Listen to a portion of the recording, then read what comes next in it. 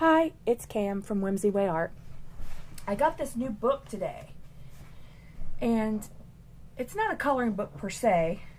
It's actually a children's book, but it was listed on Amazon in the customers also purchased, and the illustrations are amazing, and I couldn't find a flip through anywhere online, so I thought I would do a flip through in hopes of sharing this book. It's called The Ink House by Rory Dobner. Rory is an English artist, and he has product lines like housewares and decorative items. They are really cool. I suggest that you visit his website at rorydobner.com and check them out. So the book is 11 3/8 inches tall by almost 8 inches wide.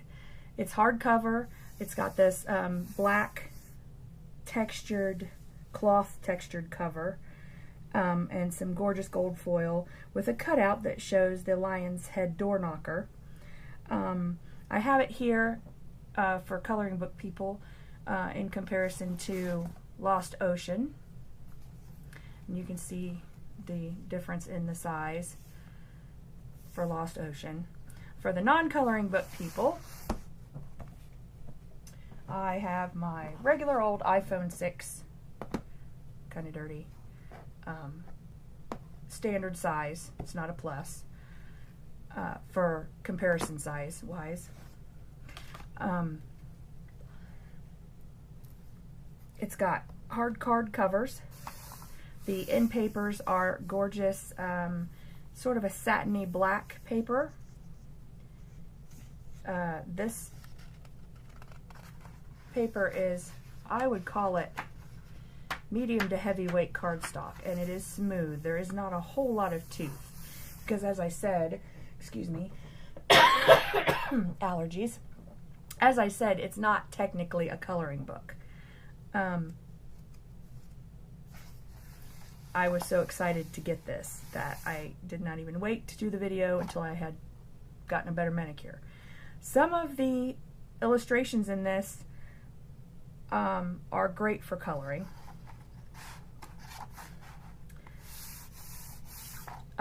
Some of them are just small. So there isn't a whole lot of coloring you could probably do to this ink bottle. The premise of the book just speaks to me because the premise of the book is that the ink house is a house that has been inhabited by artists and writers for years, and it's called the ink house because underneath the house in the basement is a pool of enchanted ink that provides inspiration for artists. Now, the book isn't strictly black and white. It also has this shades of this gray-blue third color in it. This is published by Lawrence King Publishing in London.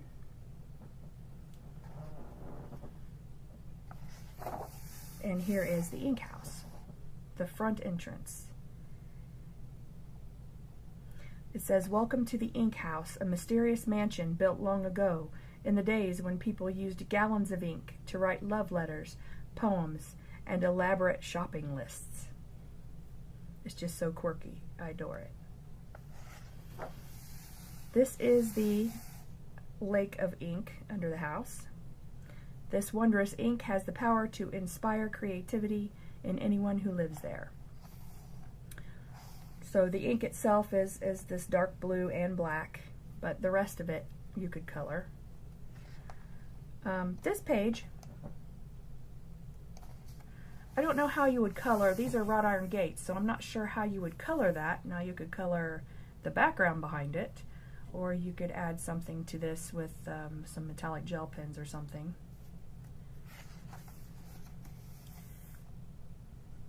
The wallpaper here has that gray-blue in the background.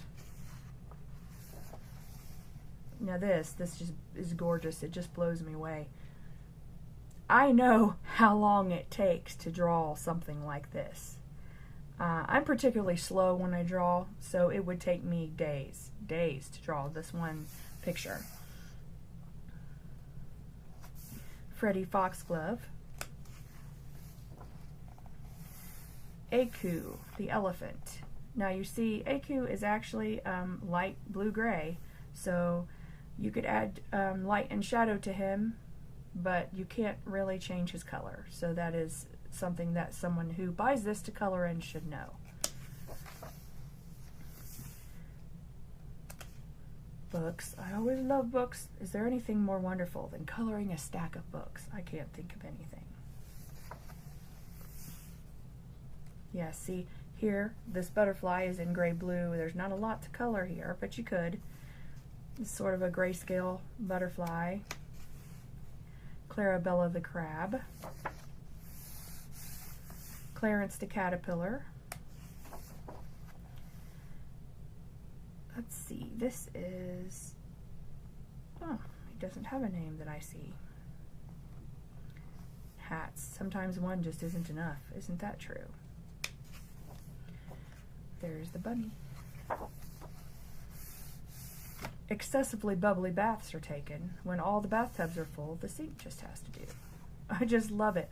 I love this. This is just beautiful.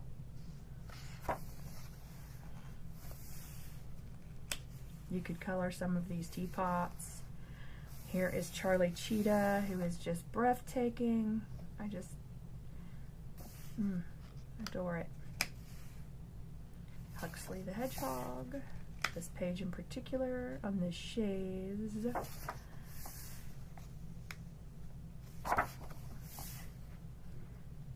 So you see, it really isn't a coloring book, really.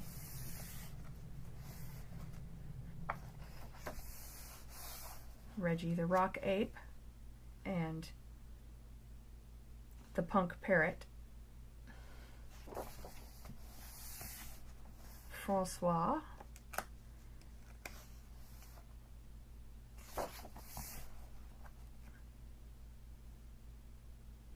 I just love the idea that the animals all get together in the artist's house while the artist's away to have this bohemian art party weekend. These are the, let's see, the Pugworthy twins. Particularly funny to me.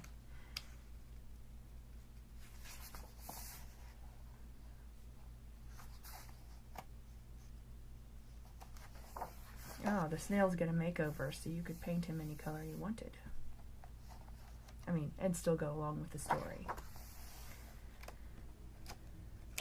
We got Vines and Louis the Dachshund. And the artist is returning, so they all have to leave. And this, I cannot wait to color this page. The horse is running through. And some people may not know this, but a horse is one of the most difficult things to draw realistically. It very much helps if you spent time around horses, because if you've groomed horses, then you know where the joints and the ligaments and the muscles all come together. Just years of practice, you just know that. So this is just gorgeous. And he doesn't feel the need to have both of the horses' heads in the picture. And it's this, the movement is just quite obvious and marked. I love Nigel. Nigel doesn't give a hoot. Bill the Badger. And there's the tree that grows up through the center of the house, which just,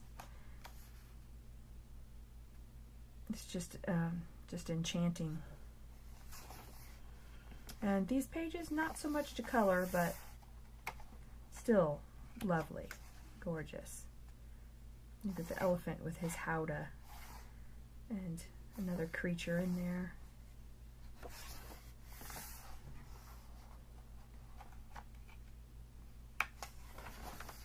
And there are also hidden smallest residents in the house. So these are the beetles and the bugs that live in the house as well. And black satiny end pages.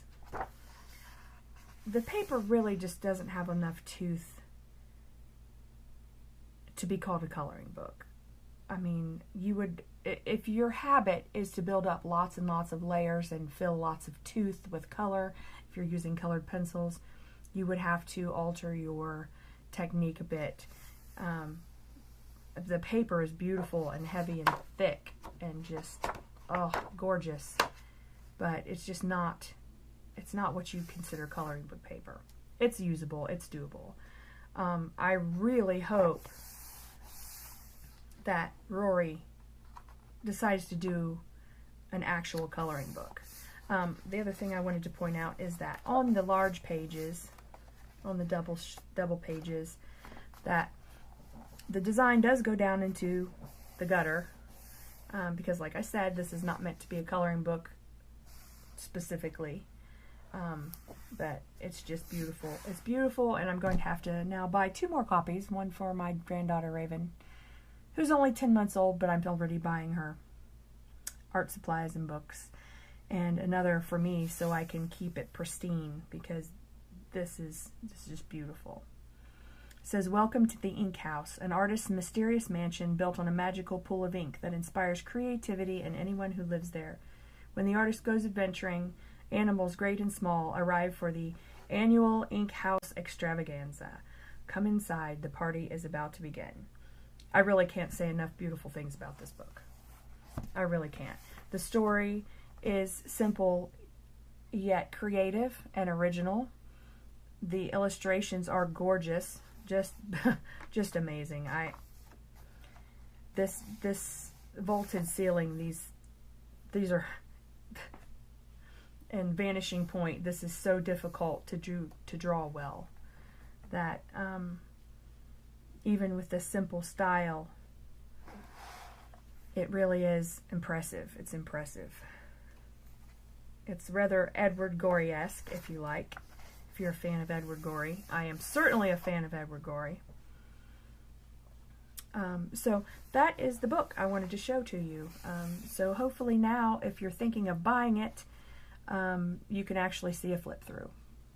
And my Amazon review, I have posted some pictures for reference because there were none before. But it's about $14 on Amazon US, and it is absolutely worth every penny. I highly recommend it.